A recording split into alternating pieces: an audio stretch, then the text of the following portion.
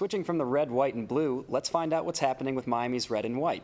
The campus was full of decorations for this year's bicentennial homecoming celebration. Student reporter Jen Wagner was there to catch it all. This past week on October 22nd was Miami University's homecoming, where tons of our alumni came back to celebrate with their alma mater.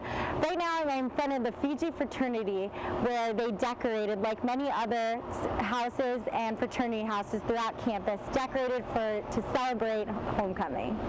Even our President Hodge participated in the house decorating contest for homecoming.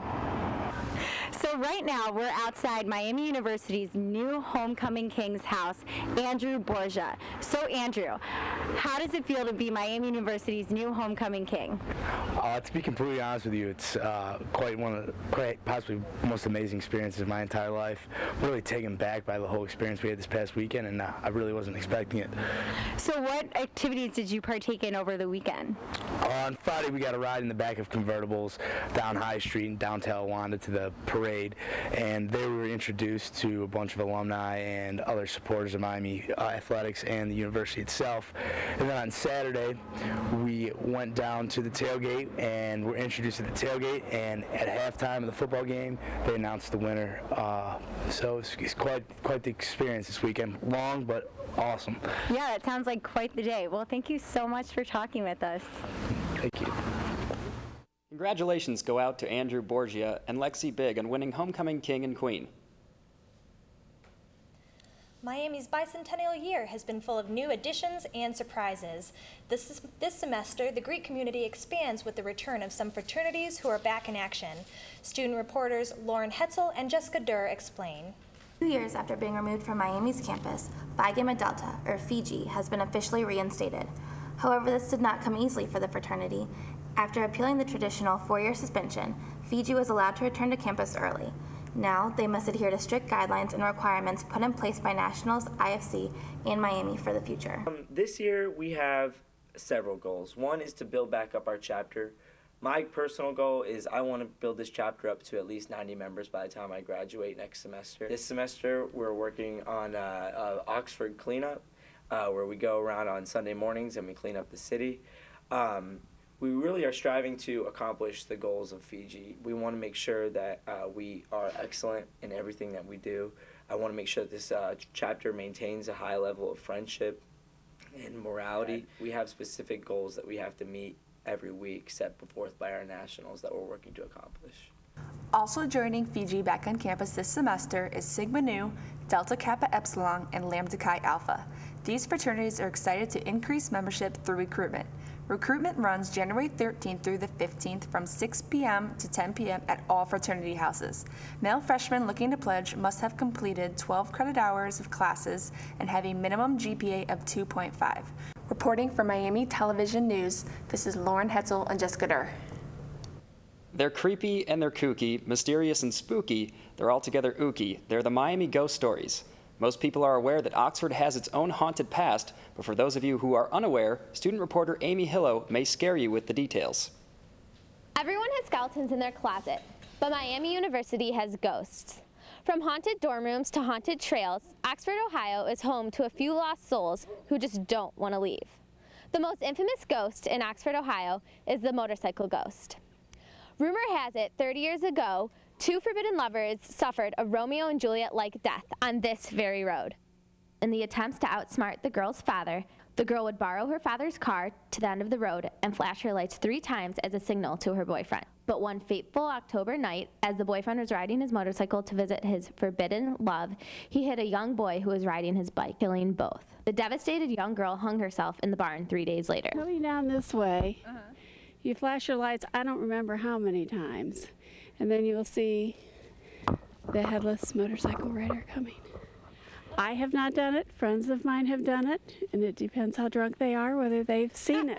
There's also, there used to be a farm up here where all those trees are, and there's a lot of ghosts spotted there supposedly, and we've had people come out and do seances and things. I wouldn't come down this way at night. Not walking. I have a book on Ohio weird stories, and it's written up in there. This is Amy Hillo reporting for Miami Television Network. Happy haunting! Now on to a more serious, but sadly not less frightening matter. Millions of people go hungry every day because they lack the funds to nourish themselves. A newly founded Miami organization is trying to combat this war on poverty. Student reporter Emily Laws digs deep into the story. Nourish International is one of the new organizations on Miami's campus. I went to one of their meetings and talked to their exec board to see what Nourish is all about. Nourish is a nonprofit organization. We work to eradicate poverty by empowering community. So basically over the school year we fundraise money for our mission trips, and we also plan which community we want to go to and how we want to help them, and we choose our project by how we're going to make the most impact on the community and who needs it the most. One of the most important things that we want to establish as an organization for Nourish is to spread awareness about poverty in general around Miami's campus. A lot of our members and people around Miami are trying to learn more about poverty, and so tonight at our meeting I gave a little blurb about poverty in the local area. And also within the country, even though we are going abroad and internationally to try and eradicate poverty, poverty is a massive problem within our local area and within our country. It's an at-home problem. We have a lot of ventures planned for this year. One of our consistent ones is going to be called Nighttime Nourish, and basically what that is that we're going to be selling food at the Fidel gates at the entrance to Uptown. Our first one is October 30th from 10 to 2. So we're looking forward to selling grilled cheese to people who are going uptown, so stop by and see us. If you want to get involved with Nourish International, come to one of their meetings, held Wednesdays in Harrison Hall at 8 o'clock. This is Emily Lodge reporting for MTN News. Nourish is always looking for volunteers to help fight hunger. If you're interested, don't hesitate to join their cause. Now over to Katie Giovanali and Brett Hoffland for a look at Miami sports. Hey guys, I'm Katie Giovanali. And I'm Brett Hoffland.